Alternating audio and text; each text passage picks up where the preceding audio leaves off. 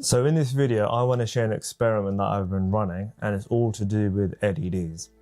For some context, I really like using LEDs both in my home and in my projects. For my projects, I find that LEDs immediately make things just look a lot cooler, but they're also really good for getting information feedback depending on how they're configured. But as amazing as they are, LEDs do come with a challenge, and that challenge is hotspots.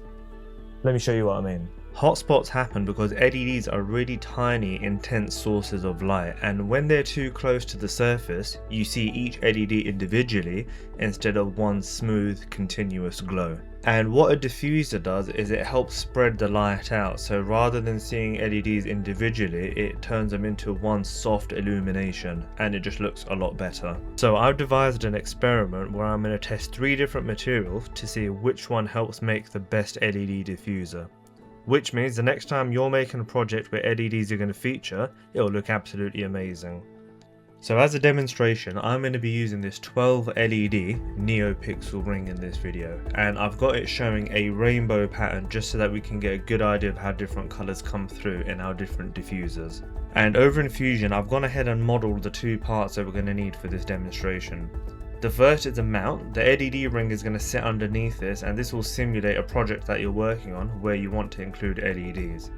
And then the second part that I made is a mould that we'll be using to actually make the diffusers. Both of these parts were printed using my Prusa CORE ONE, and for this I decided to use a matte black PLA to try and prevent any light from spilling out in between layer lines or out of the edges. So the main component that we're going to be using to make our diffusers is this silicone kit that I bought from Amazon. I'll leave a link in the description below. It's a 2-bolt system that you mix in a 1:1 ratio, and it takes about 30 minutes to fully set. So to get the ball rolling, what I'm going to do is go ahead and mix a plain silicone diffuser, and then that way the following diffusers that we make, we've got something to compare as a baseline. So I'm going to go ahead and get that mixed up, and then we can go from there. So using the silicone kit is pretty straightforward. Using a balance, I mixed a 1:1 ratio, and I went for about 4 grams of each just to fill in the cavity that I'd 3D printed. And then using the little cup that I was pouring into, I carefully poured it into the mould and made sure to try and get out any voids.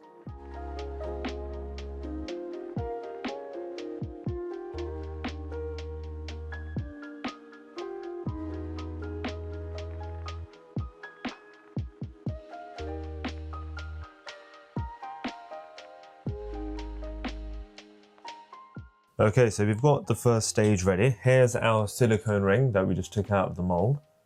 And here is the mount that I 3D printed earlier to go on top of the LEDs. So the ring basically just slots in. It's made to the same size as that gap there. So that will just slot in.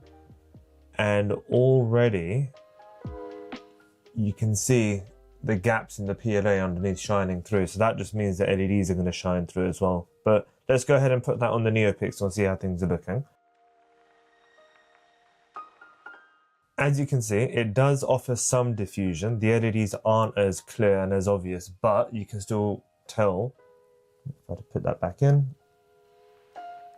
There you are. You can still tell where the individual LEDs are. So that's our baseline. Now what I'm going to do is move on to the first of the 3 tests that I did to try and get this diffusion a little better.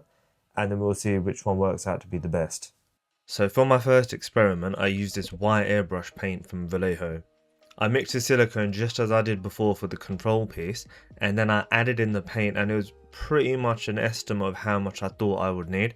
I kept adding it until the silicone mix looked a little bit more opaque, so I thought that would help the diffusion.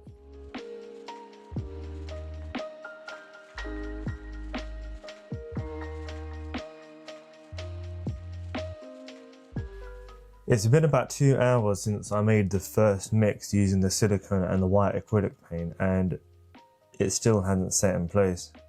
You guys can see it's still in its liquid form, and given that the silicone is meant to take about 30 minutes to set, I'm going to guess that in some way the paint has interfered with the reaction here. So there's that, and also the surface texture of the silicone is a little bit different to how it should be. It's almost a little bit bubbly and porous, and that obviously isn't a good look. So as far as experiment number 1 is concerned, the white acrylic paint, I'm going to say it is a fail. which means we know what not to do for the next one. So let's move on to experiment number 2. Okay, so we managed to rule out one of the ideas that I had, and now it's time to move on to the second.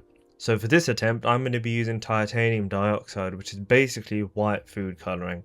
And it comes in this nice powdery form, which means we can mix up some silicone, put some powder in and mix it all up, and hopefully that will get us the diffusion we're after.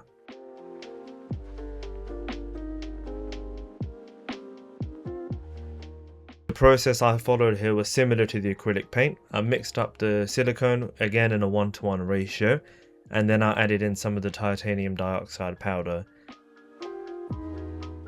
And whilst mixing this up, I basically just eyeballed it and made sure that the mix looked. And whilst I was adding in the powder, I basically just eyeballed it to try and make the silicone mix look as opaque as possible, whilst making sure that the powder had dissolved completely.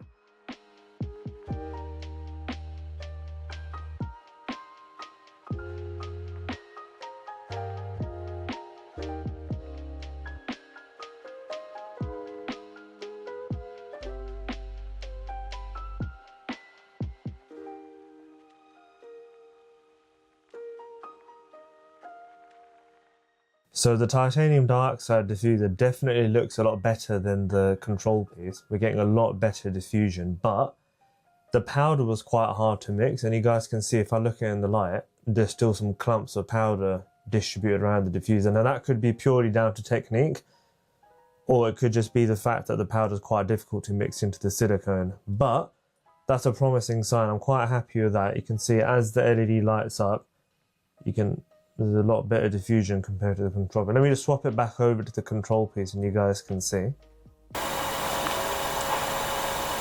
Yeah, so significantly better compared to the control piece. So we've got one more test to do. Let's move on to that one and then we can compare the results at the end. So after the titanium dioxide attempt, I thought to myself, if I could find another white powder that's a little bit thinner in consistency, that might do the trick. So I decided to use baby powder for this attempt.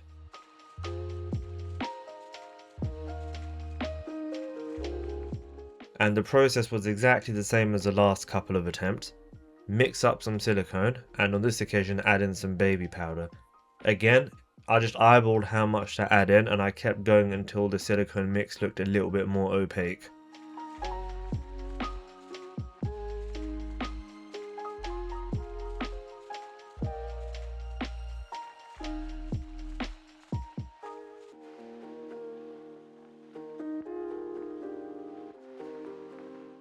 So the baby powder diffuser has fully set. Now we're going to take it out of the diffuser mold, pop it over the LED, and then we can see how this one compares to the titanium dioxide one.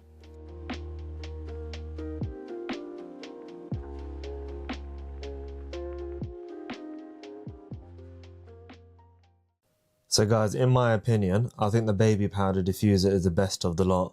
So it gives a much more uniform appearance, and from a normal distance you can't really tell the LEDs are there.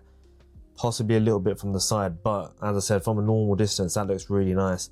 I'm going to put the baby powder diffuser and the titanium oxide one side by side, and you guys can compare.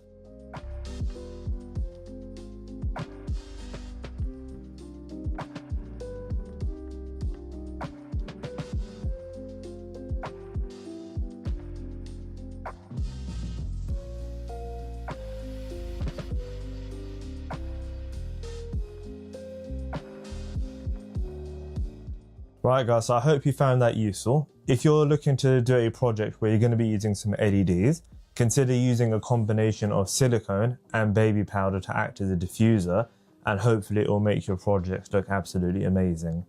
And Johnson's, if you're looking for a sponsor, hit me up. I'll see you guys next time.